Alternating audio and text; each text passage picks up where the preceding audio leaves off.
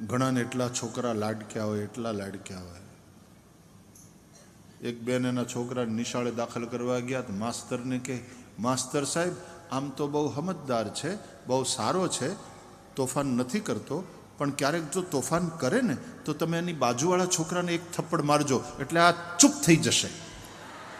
વાહ, તારે છગન મગન હોનાના ને બીજા બધાના માટીના.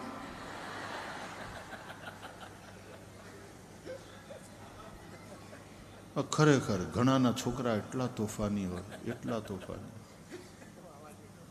કોકને ઘરે જાય મહેમાન થઈને તો સોફા ઉપર ચડીને કૂદે. ફ્લાવર વાઝ હોય તો એને આમ ધક્કો મારે તો એ તોડી નાખે. અને આ પાછી એટલી જ લાડ. હું નામ રાખશું? ક્રિશ. હા, અત્યારે હવે નવા નવા નામ જશોદાઓ. ક્રિશ, એવું ના કરાય બેટા, ગુડ બોય છે ને તું. અરે પણ ઓલાનું ફ્લાવર વાઝ તોડી નાખ્યું. હું તું આમ લાડ લડાવે છે. ગુડ બોય છે ને બેટા, ડિયર ક્રિશ. એવું ના કરાય બેટા.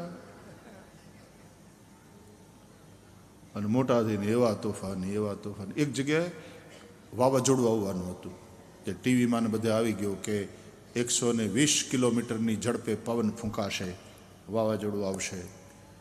તો એ ભાઈ બધા ડરી ગયા. તો એ કે કમસે કમ છોકરાઓને આપણે મોકલી દઈએ આપણા સગાને ત્યાં અમદાવાદ, એટલે કમસે કમ છોકરાઓ તો સલામત રહે, આપણે તો અહીં ઘર સંભાળવા માટે રહેવું અને હાંચવી લઈશું. તો છોકરાઓને અમદાવાદ મોકલ્યા સગાને ત્યાં, કે 3 દિવસ પછી અહીંયા વાવાઝોડું આવવાનું છે અને આખી સરકાર હાઈ એલર્ટ ઉપર છે.